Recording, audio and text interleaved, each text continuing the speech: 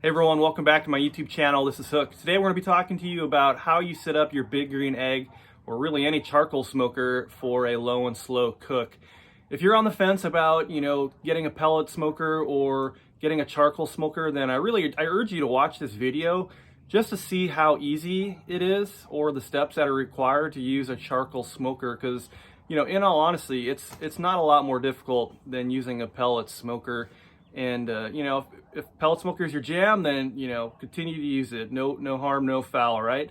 But if you are on the fence and want to use a charcoal smoker, then just watch this video and just kind of learn the basics and probably see that it's not as hard as you thought it was. All right. Again, if you find these videos useful, please like and subscribe to help me grow my barbecue channel content.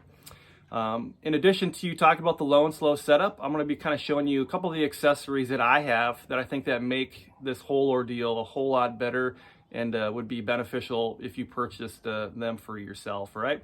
Again, all the products that you're going to see in this video, I'm going to post those links in the description section of this video, so you can go ahead and do your own research and purchase if you want to. All right. So let's go ahead and get into it. So your first step is going to be making sure that your egg is clean, especially for a longer cook. You want to get as much of that ash out as you can. So if you don't have an ash pan like I do, so this is what it's going to look like at the bottom of your egg. And you're also going to have one of these large grates. I haven't even used mine. I went right to an ash pan in a charcoal basket right away. But as you can see, this is a pretty sizable chunk of metal, right? So I'm not even going to put it in because it's that heavy, and I don't want to risk cracking my egg or firebox just to show you. But this is probably a good 15 pounds, maybe more, maybe a little bit less, but it is definitely a thick piece of metal. So what that would do, that would sit right here in your firebox, and that's what you're going to put your charcoal in with a standard egg setup. Kind of makes it a pain to one, change out the charcoal, shake any loose ash out of it, and to clean the ash out of the bottom. So if you have that standard setup, you have to come in here, get a vacuum and or an ash tool they call it, and pull it out into like a pan and throw it away that way. But that just seems kind of like a pain to me. So initially I went and I just bought the ash pan.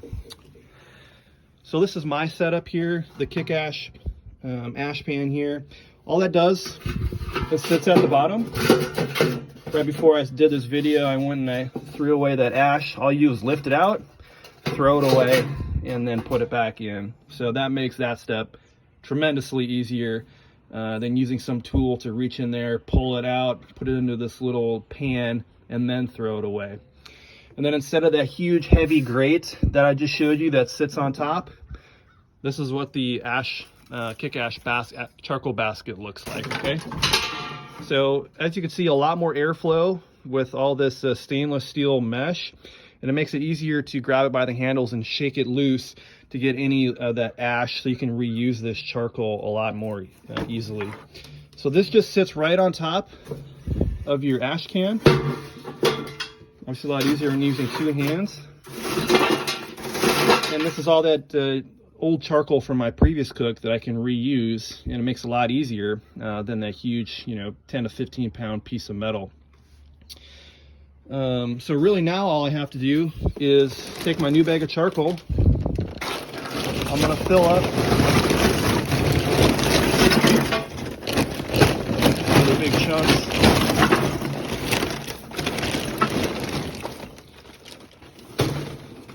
Fill up my charcoal basket here.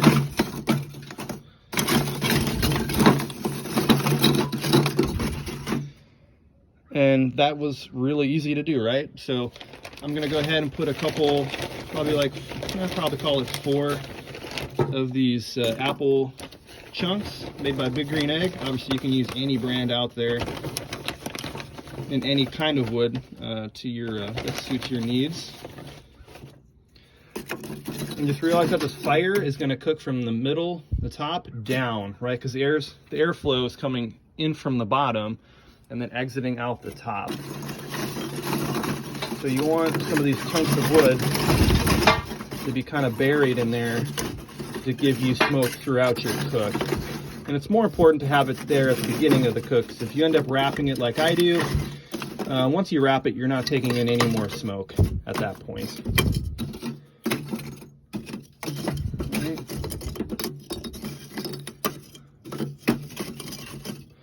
I just like to kind of put it into a little bit of a mound above my smoking chunks. All right.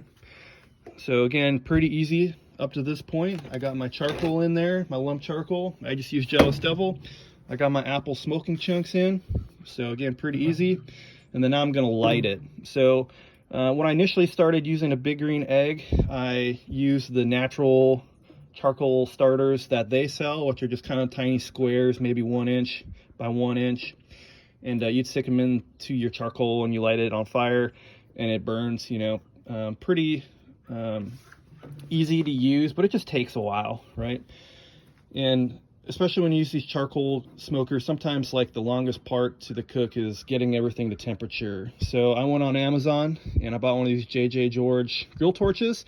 Again, I highly recommend these. They're super easy to use and they make lighting your egg a whole lot easier, and it helps you get your egg up to temp a lot quicker, especially if you're doing like a pizza cook or trying to grill some steaks. You know, if you use those little squares, yes, it'll work, but this is a lot easier, and it's quite frankly a lot more fun to light your egg with. So all you gotta do is just turn the gas flow on, hit the igniter. I'm gonna hold this here for probably 2 to 3 minutes, and I'll be back. All right, welcome back. It's been about probably 3 to 4 minutes here. I'm gonna go ahead and shut off my grill torch. Again, I'll post the Amazon links in my description if you want to purchase one for yourself, as well as the kick ash basket and ash pan as well. Those will also be in the description. All right, so as you can see, I got a pretty good bed of charcoal going there. I'm gonna leave the top open just to get as much airflow in there right now, because I kind of want that charcoal to kick off, start getting hot. So then when I do close it, I have enough heat in there to you know, get to that 225 to 250 a lot quicker, okay? I also didn't mention, but I have my bottom grate open, or bottom intake open. You know, some people don't have like the ember guard here. However, I always just keep that on. And I just leave that full open right now because I want it to pull in as much air as possible. So it kind of starts that process of bringing in air, lighting the charcoal, and then eventually when we shut this, it's going to go out the top, of course. So as far as like the grates go and maintaining temperature, just think about this as a closed system. So it's going to bring in air from the bottom, like we talked about. It's got the fuel, so it's got all the charcoal in there. So a lot of potential energy with a full charcoal basket, right? Don't think that just because I put a whole bunch of charcoal in there that this is going to go to like 600 degrees, all right? It could if we adjust the intakes appropriately. However, for that 225 to 250 degree cook, you know, for 10 plus hours, we need to have enough fuel in there to make this last long, okay? So think about it as a closed system with an exhaust at the top and an intake at the bottom. And, you know, you need ignition, you need fuel, and you need oxygen for the fire. And so we have a lot of fuel, we have the ignition because it's already lit, and we have the air, all right? So right now, I'm trying to suck in as much air to get that temperature up quickly, but you know, if I'm doing a cook, you know, at 400 degrees, it might look like this. But once I want to go to 225, you know, it's going to be a lot less, probably like this, okay? And just think, you know, once I'm around 225 or 200 degrees, I'm trying to catch that 225, 250, I'm going to go from full open probably to like this to catch it. And then if it starts to stagnate or decrease a little bit, I'm just going to come back here and just open it up a hair to allow a little bit more air in. So, and that's pretty much, you know, 99% of how to maintain temperature in a charcoal smoker. Not even just a big green egg, but a charcoal smoker in general, all right? Then as far as the top goes, you know, generally I use about the same amount of opening at the top as I do on the bottom. So maybe like a quarter, maybe a little bit less than a quarter full open at the top. for the exhaust, okay? Because just realize that, you know, you can't have it shut off too much because the air, again, has to come in from the bottom, go through the charcoal, and then up through the top. But I also want, you know, as much of that smoke and heat to stay in the egg. So I'm gonna probably kind of hold it like this. So the required amount is exiting, but I'm keeping as much of that smoke and hot air in as possible, okay? But right now I'm just gonna leave it full open to let this charcoal get up to temperature, okay? Next step is I'm gonna make sure that my stack is ready to get put in there, because I want that all to kind of heat up at the same time as my egg is coming to temperature. So let's go ahead and talk about that. All right, so I'm gonna go ahead and put this grate away, banished to the garage for eternity. Only brought it out to show you what it looks like, and it's really heavy. So this is my indirect setup. This is a Woo ring from the ceramic grill store. Obviously, Big Green Egg has their own name brand stuff, which I'm sure is great, but this was actually a lot cheaper, and I think that the quality is probably as good as anything that Big Green Egg has, right? Very highly reviewed store, you know, ceramicgrillstore.com, I believe is their website. So I could post a link for that as well. Also with that, for an indirect setup, I have these half moons that fit just at the bottom of my Woo ring. And Big Green Egg has what they call a convector, which kind of goes up. It's got the 3 prongs that you sit your grill grate on. Again, that is an aftermarket product. It doesn't come with your Big Green Egg, even though I arguably think it should, because most people buy these things to do some low and slow cooks, and you need an indirect setup for that, okay? And then, so the Woo ring is literally, this is what you get, okay? And then you just put the standard stock Big Green Egg grate right on top, and then I'm gonna go ahead and put this into my egg. However, to protect those stones, you can also get a stainless steel drip pan that goes with it, and I'm gonna go ahead and coat this in aluminum just to makes it less of a mess. So I use the 18-inch wide aluminum foil. If you use the thinner stuff, you know, where you have seams, the hot grease is going to work its way through the seam and eventually onto your pan. You know, not a big deal. It's a drip pan. That's literally what it's designed to do. However, if you're kind of a clean freak like me, I like to keep my stuff in great shape. So I like to use a whole 18-inch double layered aluminum foil. And that way there's no seams for that grease to work its way down into, all right? So I'm gonna go ahead and do that, and I'll be right back. All right, so you can see I just did some double layered aluminum foil. Make sure you don't push it down too much, because then it might, you know, break the foil, which defeats the purpose of the foil, and the grease is gonna get through there anyway. I'm just gonna go ahead, stick this at the bottom. If you're using a Big Green Egg convector, so again, the name brand one, again, I still recommend a drip pan of sort, or an aluminum foil like tray to catch those drippings, right? And what I really like about this Woo ring, it's got these handles on either side, and I'm just gonna, you know, 2-hand lift, and I'm gonna go ahead and put this into my egg, and it's gonna sit right on top of this upper ring. All right, be right back. Looks like I kind of built this up just a little bit higher, so I'm just gonna go ahead, push this down a little bit, and then now I'm going to drop it in, right? Because it's going to sit right on this level.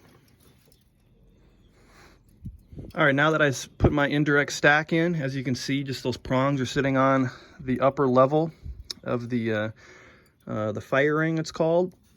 And you can see the smoke starting to build up.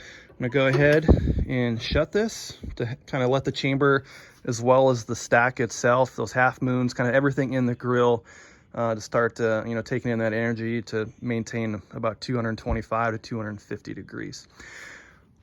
I stick my thermometer here vertically to where I want 250 to be. You know, some people comment like, your thermometer is crooked or upside down, but that's by design. So when I'm looking at it from my sliding door, I don't have to come out here and read the tiny numbers. I know if the needle is pointed vertically, it's right where I want to be, or very close to it.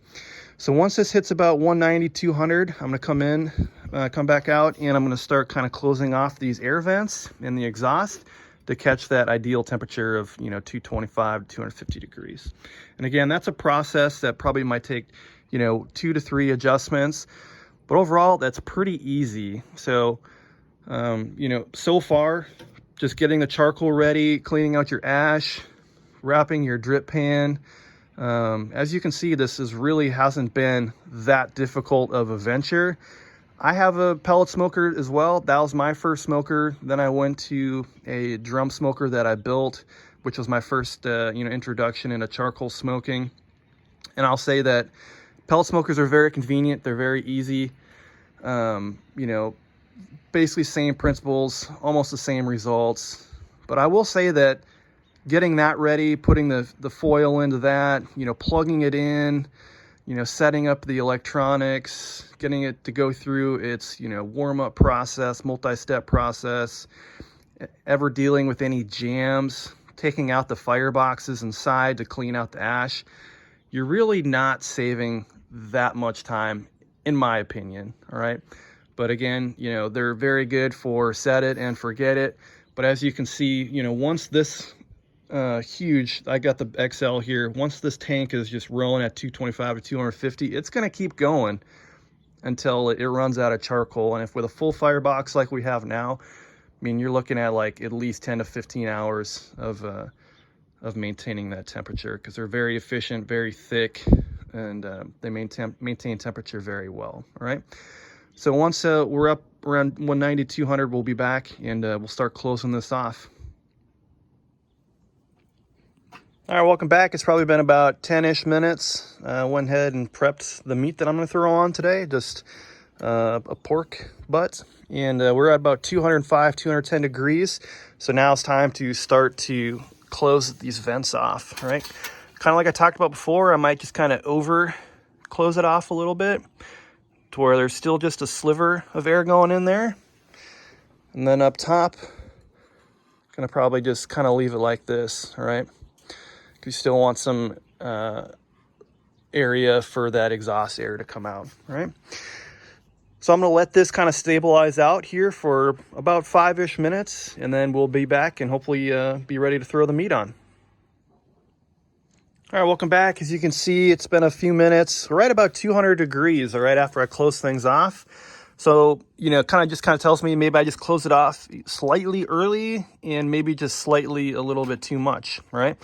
So I'm going to go right about here, because I think steady state my grill is right about here for 225 to 250. So I'm just going to bring in just a little bit more to kind of correct that back, to let in a little bit more air for it to come up to 225 to 250, all right? And, throughout all these cooks, if you open up, obviously now I just let in a whole lot of oxygen down there, so that charcoal is going to get a, good shot of oxygen. You're going to make that dome temperature and the temperature inside your grill go down momentarily.